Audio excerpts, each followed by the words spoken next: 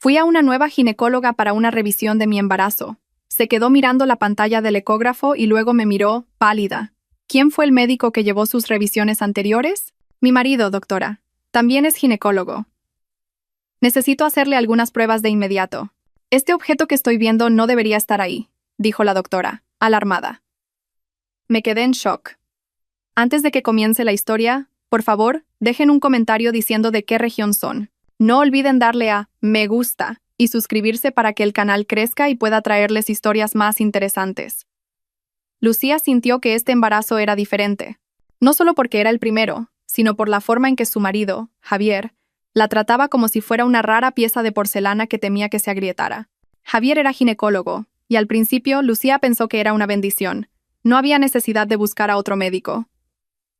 Javier se encargaba de todo: las vitaminas, los horarios de las comidas, incluso la temperatura del aire acondicionado en su dormitorio. Al principio Lucía se sintió cuidada, pero al entrar en el 7º mes, ese cuidado empezó a sentirse como vigilancia.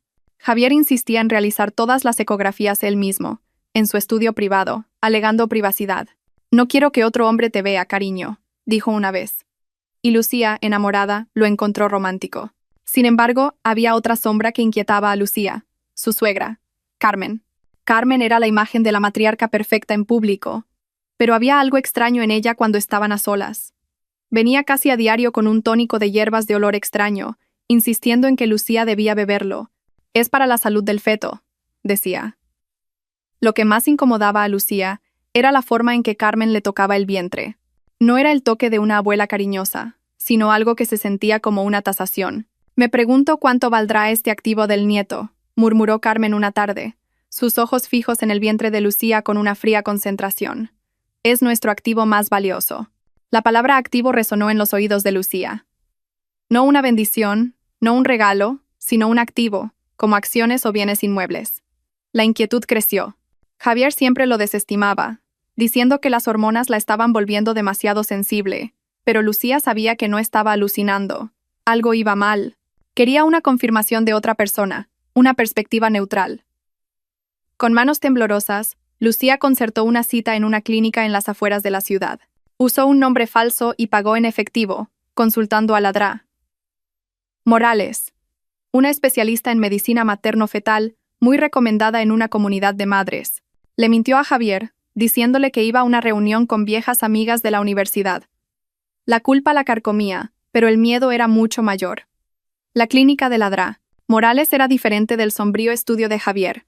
Era luminosa y limpia, y el personal era amable. Lucía se relajó un poco. La Dra. Morales era una mujer de mediana edad, profesional y serena. Lucía explicó que solo quería una segunda opinión para su tranquilidad, añadiendo que le gustaría hacerse una ecografía 4D para el álbum del bebé. La Dra. Morales sonrió comprensivamente. «Bueno, echemos un vistazo a ese bebé», dijo amablemente. Lucía se recostó. Le aplicaron el gel frío en el vientre. Una imagen en blanco y negro comenzó a formarse en la gran pantalla frente a ella. El latido del corazón del feto llenó la habitación, fuerte y rítmico. «Es muy activo», dijo Lucía, con lágrimas de alivio asomando a sus ojos. El bebé estaba sano, quizás solo estaba siendo paranoica. La Dra. Morales sonrió. «Sí, Lucía, el bebé está muy sano. Un corazón fuerte, la columna vertebral recta. Perfecto». La doctora movió la sonda, midiendo la circunferencia de la cabeza y la longitud del fémur. Lucía empezó a relajarse y a disfrutar del momento, pero de repente, la sonrisa desapareció del rostro de la Dra. Morales volvió a mover la sonda hacia un punto alejado de la imagen del feto. Su expresión se volvió seria. Pulsó unos botones, ampliando la imagen en su propio monitor. Luego, con un movimiento rápido, apagó la pantalla de Lucía. «¿Qué pasa, doctora?», preguntó Lucía, su corazón comenzando a latir con fuerza. «¿Está bien nuestro bebé?». «Su bebé está bien», respondió la Dra. Morales, pero su voz era tensa. Dejó la sonda de la ecografía y miró fijamente a Lucía. Un silencio sofocante llenó la habitación. «¿Quién fue el médico que la examinó anteriormente?», preguntó la Dra. Morales, en voz baja pero firme. Lucía estaba desconcertada por el repentino cambio de ambiente. «Mi marido, el doctor Javier, también es ginecólogo, y su madre Carmen me ha estado ayudando mucho». La Dra. Morales guardó silencio. Volvió a mirar su monitor, como si no pudiera creer lo que estaba viendo. Parecía pálida. Se levantó de su asiento, con las manos temblando ligeramente. Lucía, dijo, su voz ahora alarmada y urgente. Necesito hacerle algunas pruebas de inmediato. Un análisis de sangre completo y programaré una resonancia magnética lo antes posible. Lucía empezó a entrar en pánico. ¿Por qué, doctora? ¿Qué es? ¿Es cáncer? ¿Un tumor? La doctora negó rápidamente con la cabeza. No, no es eso. No sé exactamente qué es. Pero este objeto que estoy viendo no debería estar ahí. No pertenece al interior de su útero. ¿Qué objeto, doctora? Por favor, explíqueme. Lucía se sentó, a pesar del gel de la ecografía que aún tenía en el vientre. Un frío más intenso que cualquier gel le recorrió la espalda. Ladrá. Morales respiró hondo, tratando de contener su alarma por el bien de su paciente. Giró el monitor hacia Lucía. Su bebé está sano. Mire aquí, dijo, señalando la imagen del feto acurrucado pacíficamente. Pero aquí. Movió la imagen, señalando un punto cerca de la pared uterina de Lucía, bastante cerca del feto. Había una sombra pequeña, densa y de forma extraña. Tenía una forma muy precisa, casi como una pequeña cápsula metálica, en marcado contraste con el tejido biológico que la rodeaba. ¿Qué es eso?, susurró Lucía, horrorizada. Ese es el problema. No lo sé, dijo Ladrá. Morales con franqueza. Definitivamente no es parte de su anatomía. Tampoco es ningún dispositivo médico que yo conozca. No es un DIU, no es un implante. Es un cuerpo extraño, Lucía. Un objeto artificial. Lucía se quedó mirando la sombra. Nunca he tenido una cirugía. Nunca me han puesto nada. Eso es lo que me preocupa, dijo Ladrá. Morales. Apagó el ecógrafo.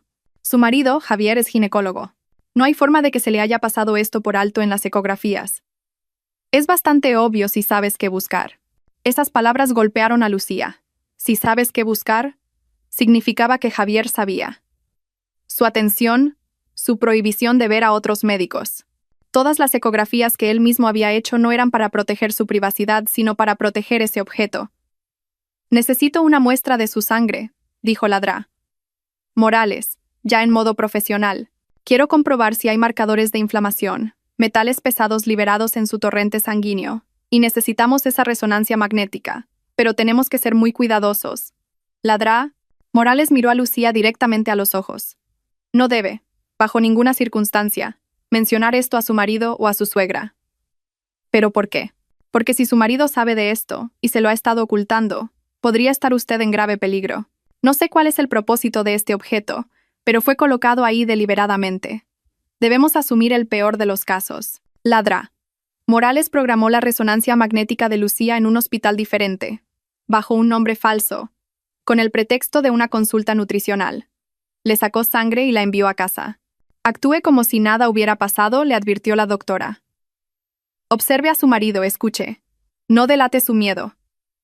El viaje a casa fue una pesadilla. Lucía condujo aturdida.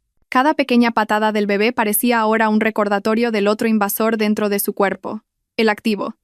¿Se refería Carmen a esto? Cuando Lucía llegó a casa, ya era de noche. La casa estaba en silencio. Javier aún no había vuelto del trabajo. Tampoco estaba Carmen. Lucía se duchó rápidamente, lavándose los restos del gel, tratando de calmar los latidos de su corazón. Tenía que actuar con normalidad. Javier llegó tarde, con aspecto cansado. Le dio un beso en la frente. ¿Cómo estuvo la reunión? Bien, cariño. Vinieron bastantes personas, respondió Lucía, esforzándose por sonar casual. Javier sonrió, pero su sonrisa no llegó a sus ojos. No te canses demasiado. Recuerda que llevas una carga preciosa. Esa noche Lucía no pudo dormir. Se acostó de espaldas a Javier, fingiendo estar dormida. Sintió cada uno de sus movimientos. Alrededor de las 2 de la madrugada, Javier debió pensar que estaba profundamente dormida. Salió de la cama en silencio, casi sin hacer ruido. Lucía contuvo la respiración. Javier cogió su teléfono y salió de la habitación, cerrando la puerta con cuidado. Lucía esperó unos segundos antes de deslizarse fuera de la cama. Abrió la puerta una rendija. Javier no había ido lejos. Estaba de pie frente a su estudio privado, arriba, con la puerta ligeramente entreabierta. Lucía pudo oír su voz, un susurro tenso. Fue a ver a otro médico, mamá. Susurró Javier. El corazón de Lucía se detuvo. Sí, solo una ecografía 4D barata. Dijo que quería ver la cara del bebé. No, ella no sospecha nada. Es demasiado tonta para sospechar. Hubo una pausa. Javier escuchaba a la persona al otro lado de la línea. Lucía sabía exactamente quién era. Carmen.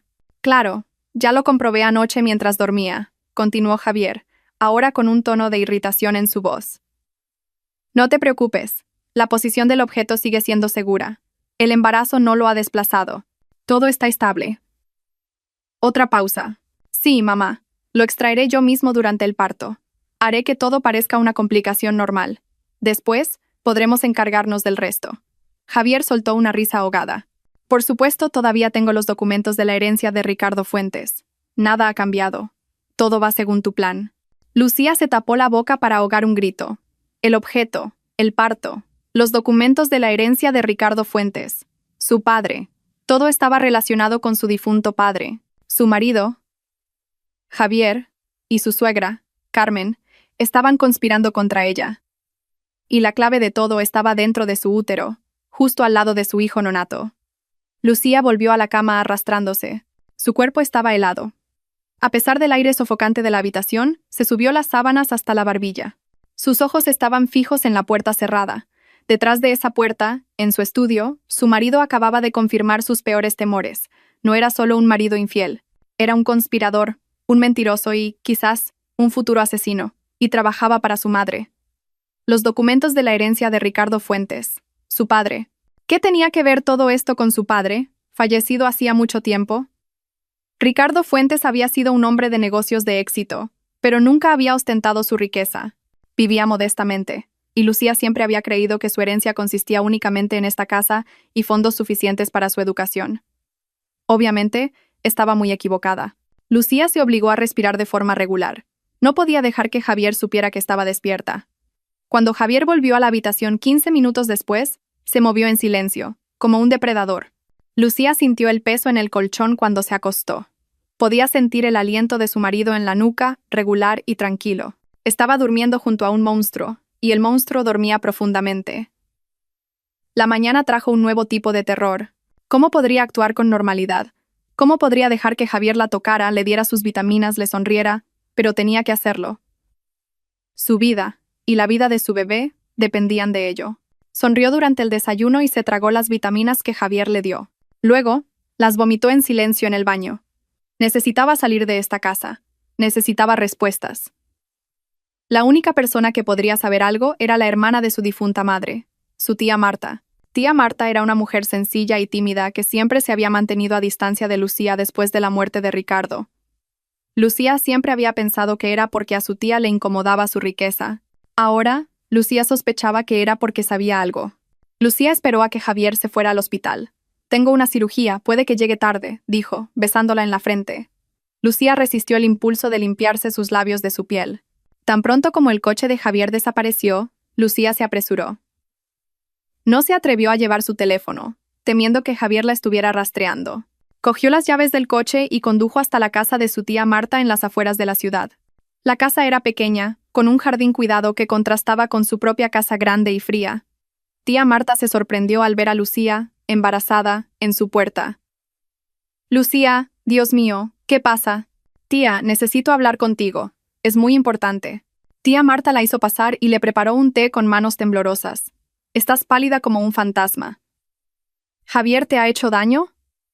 Lucía no esperaba esa pregunta. «¿Nunca te gustó Javier?»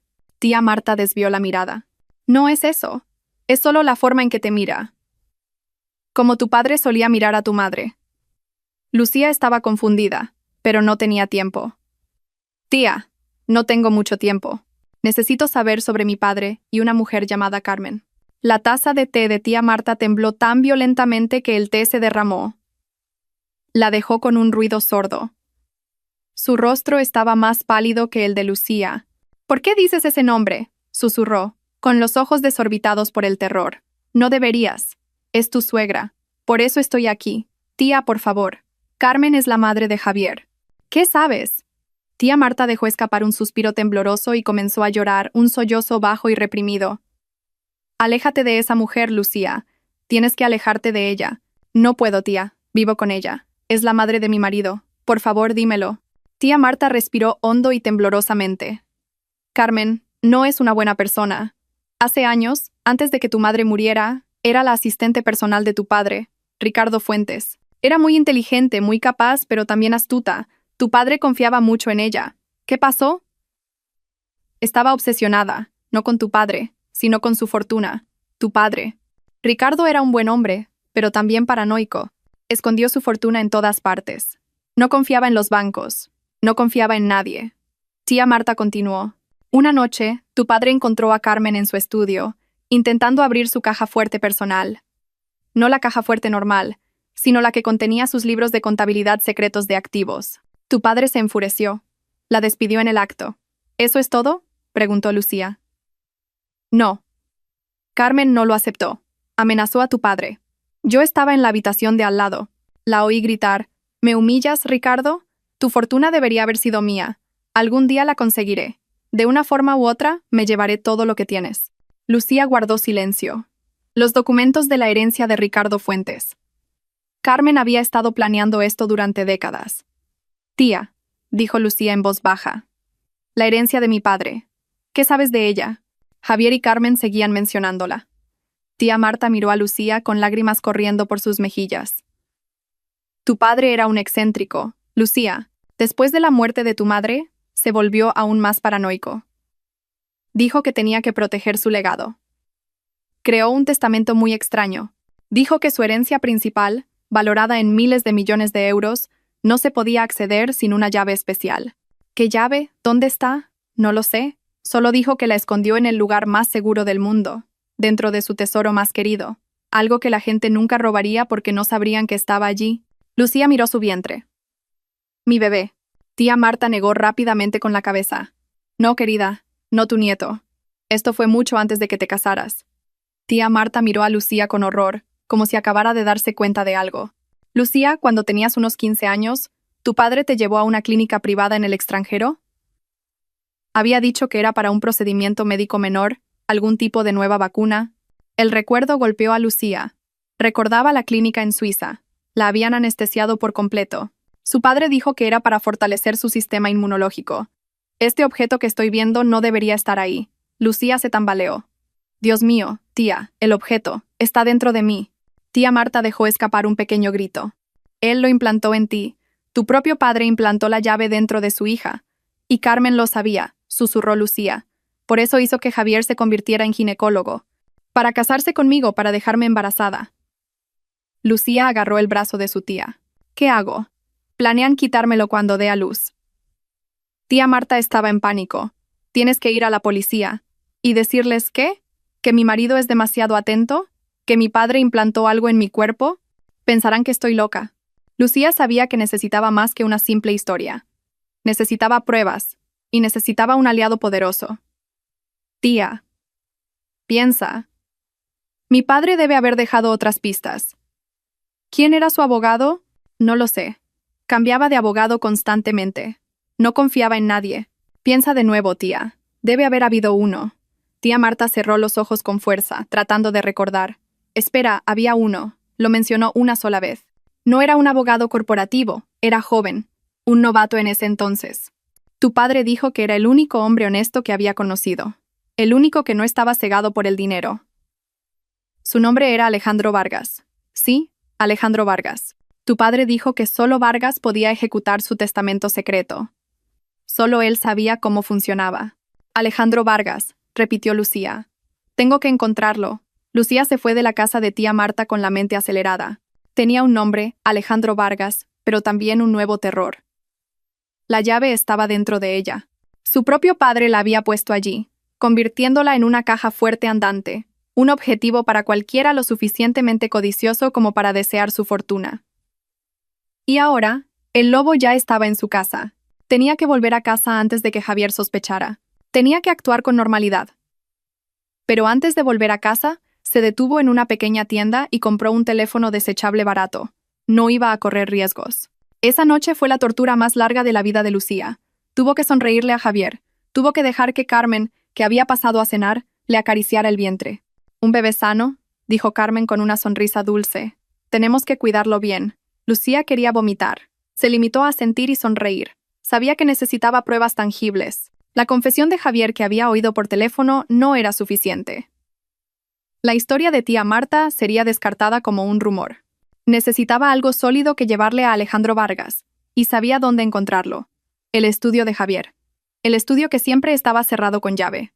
La oportunidad llegó 2 días después. Javier recibió una llamada de emergencia del hospital. Una cesárea de urgencia. Un paciente en estado crítico. Se fue a toda prisa. Mamá vendrá a quedarse contigo, dijo antes de irse. Lucía sabía que su ventana de oportunidad era estrecha. Tan pronto como Javier se fue, corrió al estudio. La puerta, como siempre, estaba cerrada. Pero Lucía se había dado cuenta de que Javier no usaba una llave. Usaba un código en el pomo de la puerta. Probó con su cumpleaños. Fallo. El cumpleaños de Javier. Fallo. Su aniversario de boda. Fallo. Lucía entró en pánico. Oyó un coche a lo lejos. Carmen. Probó una última combinación, algo que la repugnaba. La fecha prevista de parto de su bebé. Clic. La puerta se abrió. La punzada de la traición fue muy profunda. Había usado a su bebé como una llave. La habitación era fría y ordenada. Detrás de un sombrío cuadro de un paisaje en la pared, Lucía sabía que había una caja fuerte. Tiró del cuadro. Como era de esperar, una caja fuerte digital. Probó el mismo código. La fecha prevista de parto del bebé. Bip. La caja fuerte se abrió. Dentro no había dinero ni joyas, sino una pila de documentos etiquetados como Ricardo Fuentes. Y encima de la pila, un grueso diario de cuero negro. Lucía lo sacó. No era un diario normal, era un diario médico. Sus manos temblaban al abrir la primera página. Era sobre ella. En una letra fría y clínica, Javier lo había documentado todo. Primera página. Acceso al sujeto Lucía establecido con éxito. Fase 1 completa. Muestra interés como se esperaba. Páginas de meses después. Boda celebrada. Acceso total al sujeto logrado. Lastra. Carmen está muy satisfecha. Las páginas más escalofriantes estaban al final. Empezaban con el inicio de su embarazo. Embarazo inducido con éxito tras 3 intentos. El sujeto no sospecha nada. Localización del objeto confirmada mediante ecógrafo portátil. Estable, sin desplazamiento debido al crecimiento fetal. Lucía pasó las páginas sin aliento. La entrada más reciente era de hacía unos días. Plan de extracción para el día D. Proceder con cesárea de emergencia tras escenario de parto inducido fallido. Alegar sufrimiento fetal. Cordón umbilical enrollado. Se utilizará anestesia general completa. Esto proporcionará tiempo suficiente para la extracción del objeto después del parto del bebé. Y luego, una última frase, en una tinta diferente, como si se hubiera añadido después. Lastra. Carmen sugiere un accidente de mala praxis con la anestesia, sobredosis, después del procedimiento. Más limpio para eliminar futuras complicaciones de propiedad. El sujeto no necesita sobrevivir una vez que el objeto sea recuperado con éxito. Las rodillas de Lucía cedieron y se desplomó en el suelo. Un accidente de anestesia. Planeaban matarla. No era solo un robo, era un plan de asesinato a sangre fría, diseñado por su marido y su suegra. Fotografió cada página de ese diario con su nuevo teléfono. Su corazón latía tan fuerte que le zumbaban los oídos. Tenía que volver a ponerlo todo en su sitio. Cuando estaba a punto de cerrar la caja fuerte, sus ojos captaron algo más. Un sobre viejo y amarillento metido debajo de la pila de documentos. Estaba escrito a mano con una letra florida que Lucía reconoció como la de Carmen. Estaba dirigido a Javier, a una antigua dirección de su residencia de estudiantes. Lucía abrió la carta. La fecha era de hacía 20 años, cuando Javier acababa de empezar la carrera de medicina. Mi querido Javier, comenzaba la carta. Sé que es caro, mamá lo sabe, pero valdrá la pena. Ese cobarde de tu padre nunca lo entendería. Pero nosotros sabemos por lo que luchamos. La fortuna de Ricardo Fuentes debería ser nuestra. Me humilló, me despidió, me trató como basura solo porque quería lo que me correspondía. Ahora, escúchame bien. He descubierto su secreto. Ese estúpido Ricardo ha implantado la llave de su fortuna dentro de su propia hija. Esa estúpida niña, Lucía. Es el destino, Javier. Tienes que ser médico. No cirujano, no pediatra. Tienes que ser ginecólogo. Es la única manera. Harás que se enamore de ti. Te casarás con ella, la dejarás embarazada, y luego traerás a casa lo que nos corresponde por derecho. No me falles, hijo. No seas como tu padre. Haz esto por mí. Haz esto por nuestro futuro. Todos estos sacrificios serán recompensados. Lucía se quedó mirando la carta, horrorizada. No era un plan nuevo. Era un guión escrito por Carmen hacía décadas. Javier no era solo un mal marido. Era una herramienta, afilada durante 20 años por su madre, apuntada directamente al corazón de Lucía. De repente, Lucía oyó el sonido de una llave en la puerta principal. Clic-clac. Carmen había llegado. Antes de lo que Javier había dicho, Lucía entró en pánico. Se apresuró a volver a meter la carta y el diario en la caja fuerte. La cerró y volvió a colocar el cuadro. Salió corriendo del estudio, cerrando la puerta con el mismo código. Llegó al salón, sin aliento, justo cuando Carmen entraba con bolsas de la compra. Vaya, Lucía, la dulce sonrisa de Carmen se desplegó. ¿Por qué jadeas así, querida? Como si hubieras estado corriendo. Lucía tragó saliva, forzando una sonrisa en su rostro tenso. Sus manos temblaban violentamente a su espalda. Oh, no es nada, suegra. La voz de Lucía sonaba extraña incluso para sus propios oídos. De repente tuve un antojo de algo ácido. Iba a la cocina. ¿Por qué has venido tan pronto? Se le hizo un nudo en la garganta. Carmen estaba de pie en el umbral, su sonrisa como una máscara de porcelana amable.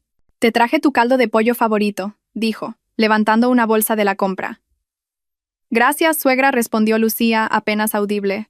Podía sentir la mirada de Carmen desnudando cada uno de sus movimientos, buscando cualquier señal de ansiedad. La mano de Lucía, agarrando el teléfono barato en el bolsillo de sus pantalones de estar por casa, estaba húmeda de sudor. Tenía que actuar con normalidad. Sabía que se le acababa el tiempo. El diario de Javier y la carta de Carmen eran la prueba de un crimen perfecto, pero esa prueba no serviría de nada si acababa muerta en una mesa de operaciones. Tenía que salir de esa casa. ¿Pero cómo? Carmen ahora la seguía como una sombra, durmiendo en la habitación de al lado con el pretexto de ayudar, vigilando cada bocado de comida que entraba en la boca de Lucía. Lucía sabía que no podía simplemente huir. La atraparían. Necesitaba un plan, una distracción y un aliado externo. Pensó en Ladrá.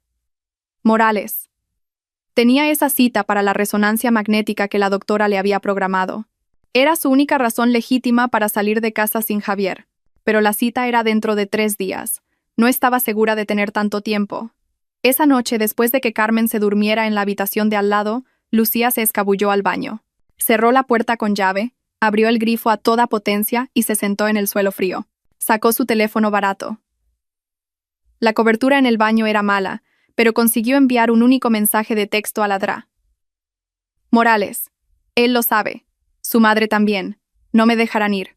Planean matarme durante el parto. Necesito salir ya. La respuesta llegó 5 minutos después, que parecieron una eternidad. Mantén la calma, Lucía. No entres en pánico. Adelanta tu cita de resonancia a mañana por la mañana. Dile a tu marido que es una recomendación de tu anterior médico para una revisión pélvica. Ven a la dirección que te envío. No vuelvas a casa. Tendré un equipo preparado. Tenemos que hacer que esto parezca médicamente legítimo.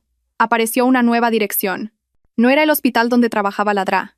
Morales. Era una clínica privada y discreta. Lucía borró los mensajes. Un problema resuelto. Ahora el segundo. Alejandro Vargas. Tenía un nombre, pero no una cara ni un número. No podía buscarlo en internet. Estaba segura de que Javier y Carmen estarían vigilando su actividad en la red. Entonces recordó algo. El estudio de su padre. El verdadero estudio de Ricardo Fuentes, en la casa de invitados del fondo. Era un lugar al que ni Javier ni Carmen entraban nunca. Probablemente pensaban que la habitación estaba llena de trastos y malos recuerdos. Pero Lucía sabía que su padre lo guardaba todo. En las horas previas al amanecer, mucho antes de que Javier o Carmen se levantaran, Lucía fue a la casa de invitados. La habitación olía a polvo, a papel viejo y a madera. En las imponentes estanterías, entre gruesos libros de negocios, Lucía encontró lo que buscaba, una gruesa agenda de cuero. La abrió con manos temblorosas. Bajo la V lo encontró. Vargas, Alejandro, Bufete Vargas, asociados. Había un número de oficina y un número personal. Lucía fotografió el número con su teléfono barato. De repente, oyó pasos en el pasillo. Su corazón se le subió a la garganta. Lucía, cariño, era la voz de Javier. ¿Qué haces aquí a estas horas? Hay mucho polvo aquí. No es bueno para el bebé. Lucía escondió rápidamente el teléfono a su espalda. Solo echaba de menos a papá. susurró, usando la verdad como una mentira. De repente quería ver sus cosas. Javier la estudió por un momento, su mirada clínica evaluándola, y luego sonrió. La sonrisa falsa que Lucía conocía también. Vuelve a la cama. Necesitas descansar. Mañana tienes esa resonancia magnética, ¿verdad? Me lo dijiste anoche. Lucía se quedó helada. Oh, sí, cariño, para una revisión pélvica. Mi anterior médico dijo que era importante. Por supuesto, dijo Javier. Buena idea. Mamá te llevará. Tengo una cirugía importante mañana que no puedo cancelar. La sangre de Lucía se heló. Carmen la llevaría. Esto era un desastre. Su plan de escape se estaba desmoronando. No podría huir con Carmen allí, pero Lucía asintió. Sí, cariño, está bien. Tendría que adaptar su plan. Mañana sería el día de su huida, de una forma u otra. Por la mañana, Lucía se preparó. Su mente trabajaba a toda velocidad. Carmen ya la esperaba en el coche. Lucía fue al baño una última vez. Sacó su teléfono. Sabía que solo tenía una oportunidad. Le envió un mensaje de texto a Alejandro Vargas a ese número personal. Soy Lucía, la hija de Ricardo Fuentes. Mi vida está en peligro. Mi marido Javier y su madre Carmen intentan matarme por la herencia de mi padre. Tengo pruebas. Voy de camino a la clínica futura en la calle de las Rosas ahora. Por favor, no tengo a dónde más ir. Rastré este teléfono. Lo envió, luego apagó el teléfono y lo escondió dentro de su zapato. El viaje a la clínica fue horrible. Carmen no paraba de hablar de lo feliz que estaba de tener pronto un nieto. Lucía se limitó a asentir. Su corazón latía tan fuerte que temía que Carmen pudiera oírlo. Llegaron a la clínica. Era pequeña y discreta, muy diferente de un gran hospital. Carmen miró el edificio con recelo. ¿Por qué aquí? ¿Por qué no en un hospital grande? Es una clínica especializada en resonancias magnéticas para embarazadas, suegra. Es más seguro, repitió Lucía, usando la excusa que le había dado Ladrá. Morales. Lucía entró, una enfermera la recibió. Lucía, por favor, cámbiese. Su suegra puede esperar aquí. Iré con ella, dijo Carmen bruscamente. Lo siento, señora, dijo la enfermera con firmeza. Reglas estrictas. No se permiten acompañantes en los vestuarios ni en la sala de resonancia magnética debido a la radiación. Carmen parecía furiosa, pero no podía discutir con los procedimientos médicos. Se sentó en la sala de espera, con los ojos fijos en la puerta por la que Lucía había desaparecido. Lucía entró en el vestuario. Ladrá. Morales ya la estaba esperando dentro. «Lo has conseguido», susurró la doctora. «Está ahí fuera. No me dejará ir», dijo Lucía en pánico.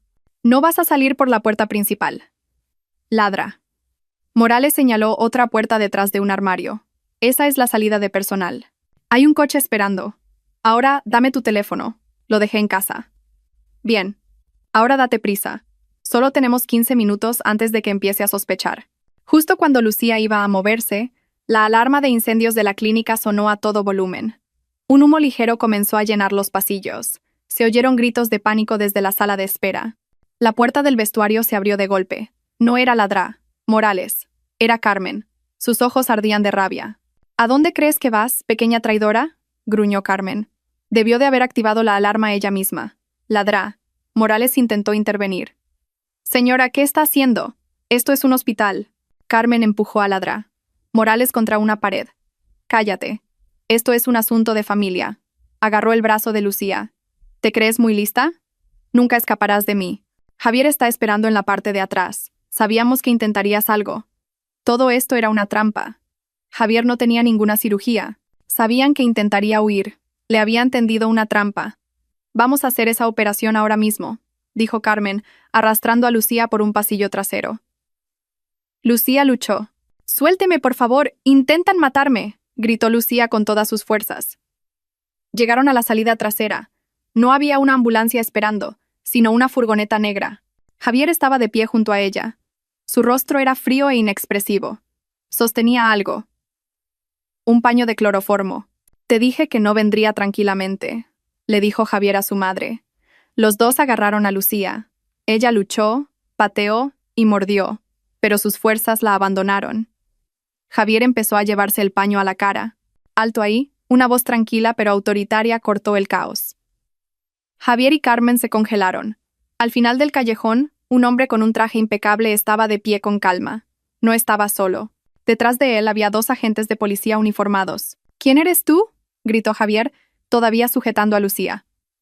Soy Alejandro Vargas, dijo el hombre. Soy el abogado del difunto Ricardo Fuentes, y represento a mi clienta, ella. Señaló a Lucía, quien acaba de informarme de que ustedes dos están intentando secuestrarla. Carmen se rió. Tonterías. Esta chica es la esposa de mi hijo. Está histérica, probablemente enferma. Podría ser, dijo Alejandro. Pero su enfermedad tuvo la casualidad de enviarme una copia completa de este diario médico. Alejandro levantó su teléfono, mostrando las fotos que Lucía había enviado de las páginas del diario de Javier, y también una copia de la carta del plan de asesinato que escribió hace 20 años, Sra Carmen. Los rostros de Javier y Carmen se pusieron pálidos como la cera.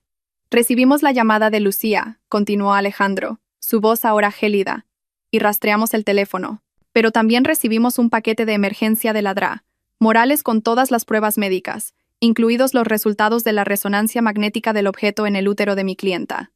La DRA. Morales salió de detrás de los policías, con el rostro tenso pero decidido. Javier, dijo Alejandro, como médico, sabe lo que es la negligencia médica. Pero como conspirador, acaba de cometer un error fatal. Lo escribió todo.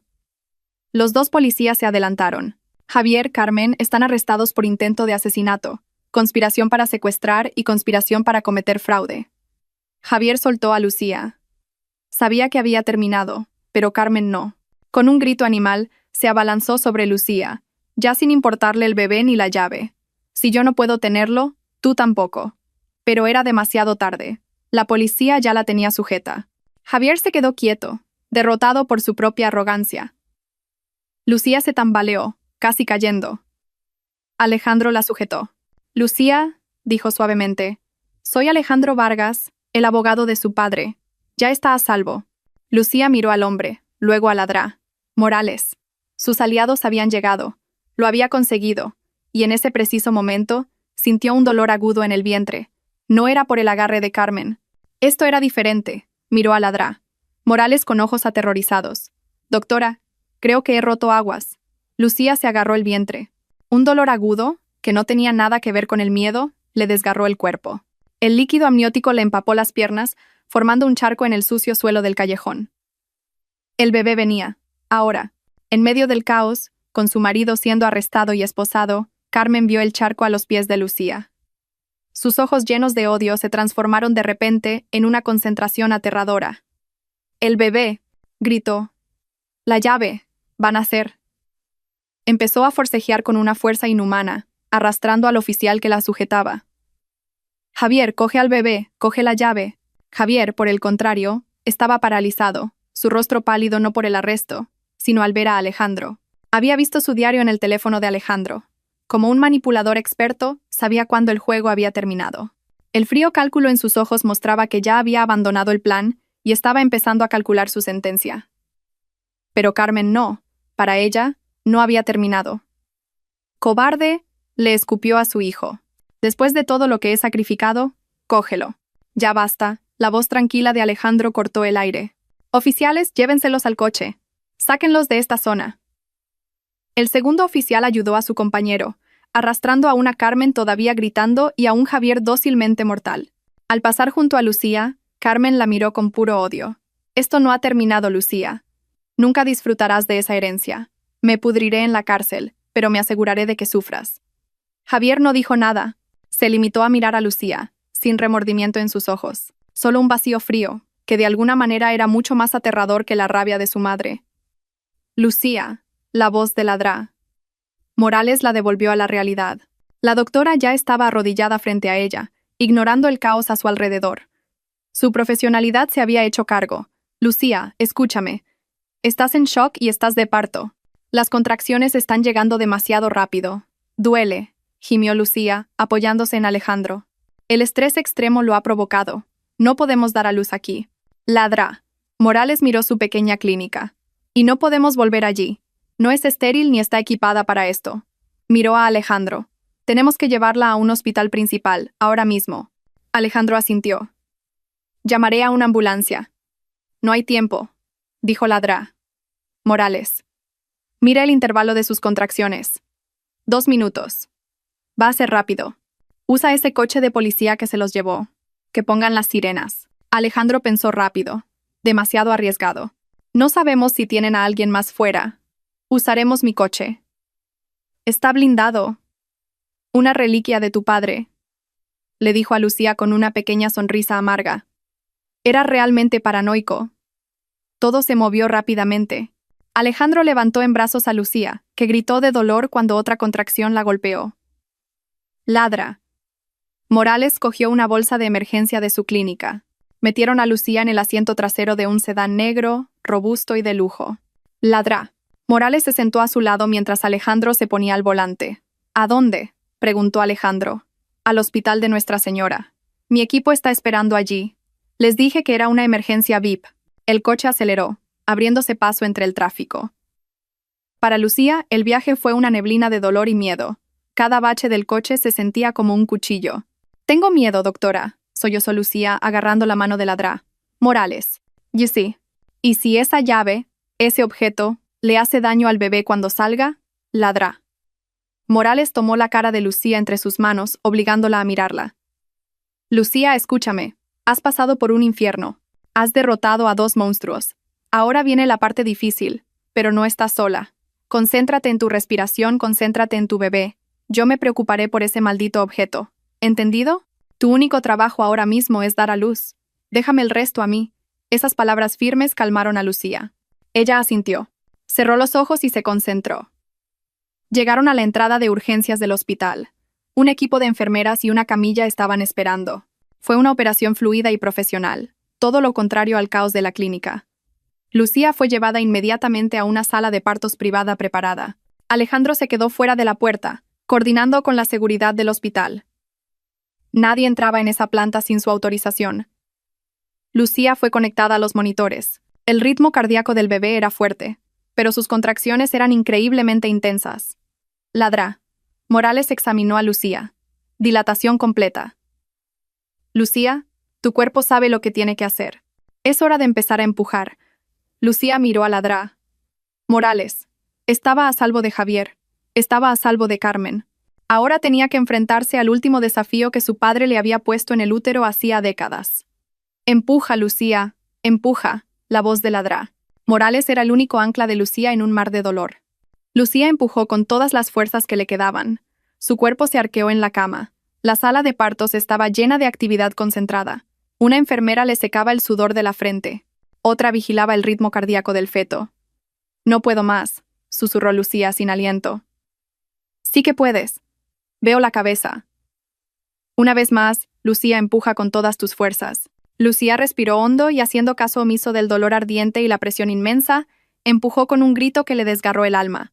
Y de repente, toda esa presión desapareció, reemplazada por el sonido de un llanto fuerte, potente y lleno de vida. «¡Ya está aquí!», exclamó una enfermera. Lucía se desplomó hacia atrás, sin fuerzas. Lágrimas de alivio corrían por sus mejillas. Lo había conseguido. Su bebé estaba a salvo. Un niño sano. Lucía, la voz de Ladra. Morales era suave por primera vez. La doctora se encargó hábilmente del cordón umbilical antes de pasar al bebé, todavía cubierto de vérmix, al equipo de enfermeras pediátricas. Es perfecto. Lucía lloraba en silencio. Observó al equipo de enfermeras limpiar a su hijo, la razón por la que había luchado. Estaba sano. Pero Ladra. Morales no había terminado. Su rostro se volvió serio de nuevo. Miró a Lucía. Lucía, el bebé está a salvo. Ahora terminemos con esto. No te muevas. La placenta saldrá pronto. Y necesito comprobar ese objeto. Lucía estaba demasiado agotada para hablar. Se limitó a asentir. Ladra. Morales trabajó rápidamente. Después de que saliera la placenta, realizó un examen manual con sumo cuidado, utilizando al mismo tiempo una sonda de ecografía portátil para localizar el objeto. Bien, bien, murmuraba. No se ha movido. Está lejos del lugar de implantación de la placenta. Tu padre sabía lo que hacía. El objeto no estaba en la cavidad uterina, sino implantado en el miometrio, el músculo del útero. ¿Necesito cirugía?, preguntó Lucía débilmente. No es necesario, dijo Ladra. Morales, puedo sacarlo. Pero no ahora. Acabas de dar a luz. Tu cuerpo necesita recuperarse. Intentar sacarlo ahora sería demasiado arriesgado por la hemorragia. Lucía pareció decepcionada. Así que todavía está dentro de mí. Por ahora, dijo Ladra. Morales. Pero está inactivo. No representa ningún peligro para ti. De repente, la doctora se detuvo. Volvió a mirar la pantalla del ecógrafo. Espera, eso es extraño. ¿Qué? Dijo Lucía alarmándose de nuevo. Parece que hay una pequeña luz dentro del objeto. Está parpadeando, muy débilmente. Ladra. Morales amplió la imagen. Dios mío, el objeto se está activando. El nacimiento de tu bebé. El ADN de tu bebé debe haberlo activado. Justo en ese momento, la puerta de la sala de parto se abrió. Alejandro entró, flanqueado por 2 guardias de seguridad del hospital. Parecía urgente. Lucía, doctora, siento interrumpir, pero acabo de recibir una llamada del Banco Central de Suiza. Alejandro parecía a la vez confundido y tenso. ¿Qué? El testamento de Ricardo Fuentes acaba de ejecutarse automáticamente. Toda su fortuna, miles de millones de euros, acaba de ser transferida a una nueva cuenta a nombre de Lucía y sus descendientes. Ocurrió. Hace exactamente 3 minutos, señor. Alejandro miró su reloj. Ladrá. Morales miró a Alejandro, luego a Lucía, y luego a la pantalla del ecógrafo. Exactamente cuando nació su bebé. El nacimiento fue la llave, una llave biométrica. Lucía miró a su hijo, ahora limpio y envuelto en una manta, que una enfermera le acercaba. No era solo su bebé, era su libertador. La enfermera colocó al bebé sobre el pecho de Lucía. Lucía lo abrazó con fuerza. «Hola, pequeño», susurró. Alejandro se acercó. Una sonrisa genuina se dibujó en su rostro. «Felicidades, Lucía. Lo has conseguido. Eres una mujer rica, y tienes un hijo sano. ¿Pero qué pasa con Javier y Carmen?», preguntó Lucía. «Se están ocupando de ellos. No verán la luz del día en mucho, mucho tiempo», dijo Alejandro. «Todavía queda un problema», dijo Ladrá. Morales, guardando su equipo. Esa llave, ese objeto, todavía está dentro de Lucía y ahora está activo. No sabemos qué otras funciones tiene además de activar la transferencia. Alejandro se quedó mirando la cápsula parpadeante en la pantalla del ecógrafo. «Creo que sí lo sé», dijo en voz baja. Su padre, Ricardo Fuentes. No era solo paranoico. Era un genio vengativo. «¿Qué quieres decir?», preguntó Lucía. Alejandro miró a Lucía seriamente. «Lucía, no creo que ese objeto solo haya abierto una cuenta. Creo que ha estado grabando». «¿Grabando qué?». «Todo», dijo Alejandro. «Durante años, cada conversación, cada amenaza, cada susurro.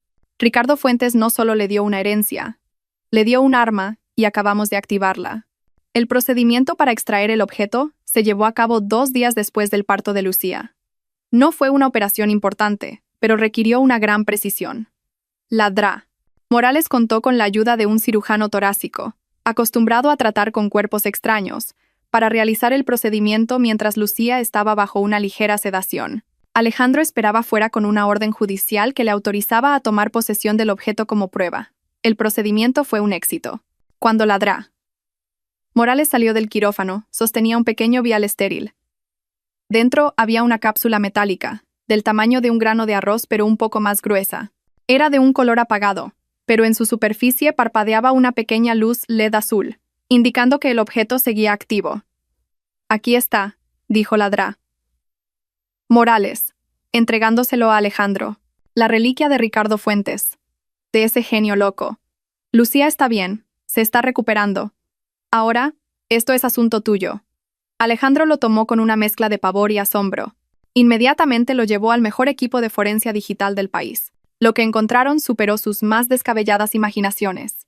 El objeto era un dispositivo de grabación de audio activado biométricamente, diseñado para estar permanentemente activo, obteniendo energía del calor corporal y de los microimpulsos nerviosos. Y como Alejandro había sospechado, había estado grabando durante 15 años.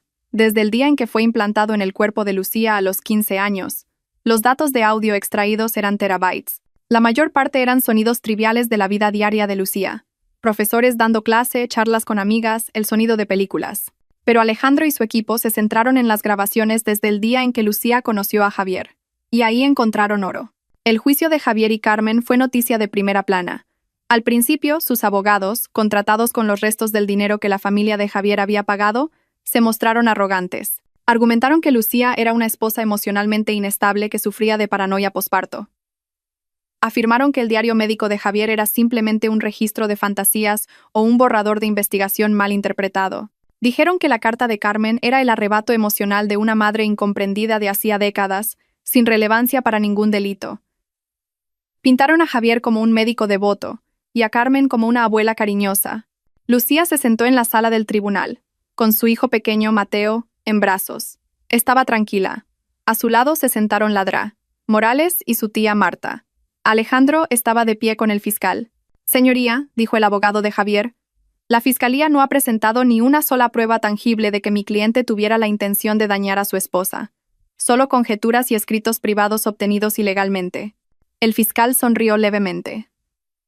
«Señoría, nos gustaría presentar una última prueba». Prueba A.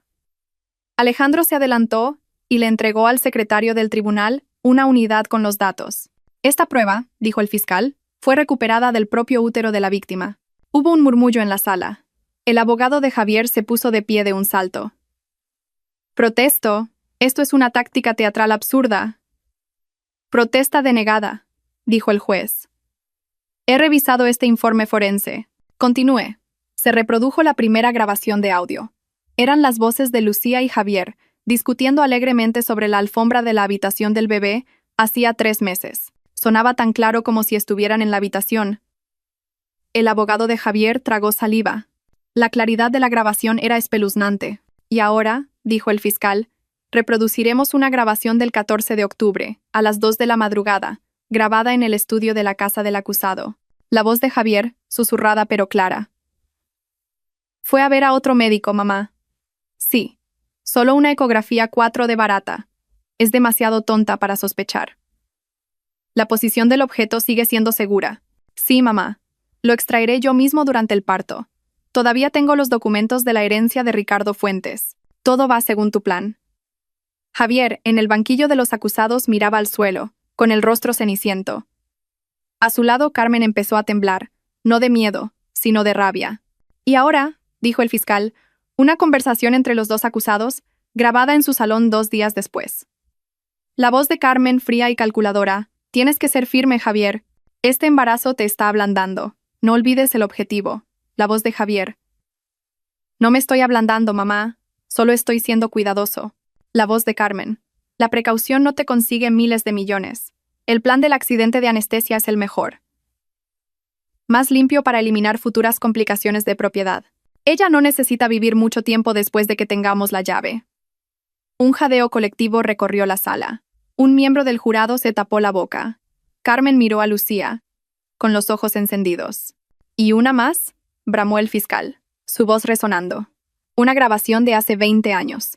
Grabada cuando el acusado Javier, como amigo de la universidad, visitó la casa de la señorita Lucía, mientras la acusada Carmen, haciéndose pasar por una asesora de catering en ese momento, hablaba con él en la puerta. La voz de una Carmen más joven, siseando: «Mira a esa chica, Javier. Lucía. Su padre le ha implantado la llave dentro. Lo sé. Tienes que ser ginecólogo. Harás que se enamore de ti. Traerás a casa lo que nos corresponde por derecho. No me falles». Era la prueba irrefutable. Décadas de conspiración, planes de asesinato, intenciones maliciosas, todo grabado gracias al genio paranoico de Ricardo Fuentes. El abogado de Javier se sentó, sin nada más que decir. No había nada que decir. El juez leyó el veredicto. Culpables de todos los cargos. Intento de asesinato, conspiración para cometer fraude, falsificación médica y secuestro. Cuando el juez lo sentenció a cadena perpetua sin posibilidad de libertad condicional, Carmen explotó. «¿Crees que has ganado?», le gritó a Lucía, forcejeando con los guardias. «Solo tuviste suerte, estúpida. Eres igual que tu padre. Saldremos de aquí». «Saldremos, Javier». Javier, por el contrario, no se movió. Se limitó a mirar a Lucía, con los ojos llenos de un horror vacío. La mirada de un sociópata atrapado. Su único arrepentimiento era haber fracasado. Lucía le devolvió la mirada, sin miedo. Abrazó a Mateo con más fuerza. Se había enfrentado a sus monstruos y había ganado. Se había hecho justicia legal. Ahora, era el momento de la justicia emocional. Pasó 1 año. La vida de Lucía se transformó. Se mudó de la casa llena de malos recuerdos. Ahora vivía en una luminosa finca junto a un lago, toda de cristal y luz solar. Las paredes estaban adornadas con fotos de su hijo Mateo, que se había convertido en un bebé sano y alegre. Tía Marta vivía con ella, su rostro ya no marcado por el miedo, sino por una felicidad genuina mientras ayudaba a cuidar de Mateo. La fortuna de Ricardo Fuentes no se quedó en el banco. Lucía, con la plena orientación de Alejandro, convirtió su tragedia en un propósito. Crearon la Fundación Luz Fuentes. No era una organización benéfica ordinaria. La fundación tenía dos ramas principales. La primera, dirigida por la propia Dra. Morales, era la rama médica. Proporcionaban servicios legales y médicos gratuitos a mujeres atrapadas en situaciones de negligencia o abuso médico, especialmente por parte de sus cónyuges o familiares. La clínica de la Dra. Morales era ahora una instalación de última generación, que formaba a otros médicos para que reconocieran los signos sutiles del abuso encubierto. La segunda rama, gestionada por Alejandro, era la rama legal. Gestionaban todo el patrimonio de Lucía y financiaban agresivamente litigios contra depredadores como Javier y Carmen. Eran la pesadilla de los estafadores disfrazados de amor. La propia Lucía era el rostro de la fundación. Ya no era una víctima tímida, era una filántropa fuerte, su voz tranquila pero firme, una defensora de aquellos que no podían hablar por sí mismos. Un día, Lucía le pidió a Alejandro que organizara algo. Una visita a una prisión de máxima seguridad. ¿Estás segura, Lucía?, preguntó Alejandro. No tiene por qué hacer esto. Lo sé, dijo Lucía. No es por ellos. Es por mí. El último capítulo. Lucía y Alejandro se sentaron en una sala de visitas estéril, separados por un grueso cristal. Dos figuras con monos de color naranja apagado fueron conducidas al otro lado. El tiempo no había sido amable con Carmen y Javier. Habían envejecido drásticamente. Carmen, una vez tan elegante, ahora tenía el pelo ralo y despeinado. Sus ojos estaban llenos de un odio arraigado. Javier parecía peor. Estaba demacrado. Su mirada estaba vacía. Los vestigios de su carisma habían desaparecido hacía mucho tiempo, dejándolo como una cáscara miserable. Las fuentes de la prisión decían que se odiaban, culpándose mutuamente de su fracaso a cada momento. Javier ni siquiera levantó la vista, pero Carmen miró a Lucía. Lucía cogió el interfono. «Hola, Carmen». «Hola, Javier». Carmen se burló. «¿Has venido a regodearte? ¿A disfrutar del dinero sucio de tu padre?» Lucía sonrió débilmente. Le hizo una señal a Alejandro. Alejandro cogió el interfono de al lado. «Buenos días. Solo quería informarles a ambos de que el litigio civil ha concluido. Todos sus bienes personales, la casa de Carmen, las cuentas de ahorro de Javier, su pensión de médico, incluso los muebles de su antigua casa, han sido embargados como indemnización por daños y perjuicios». El rostro de Carmen se endureció. Sin embargo, continuó Alejandro, mi clienta, la señorita Lucía, es muy generosa. Los ojos de Carmen brillaron ligeramente, una estúpida esperanza de que Lucía les tuviera piedad.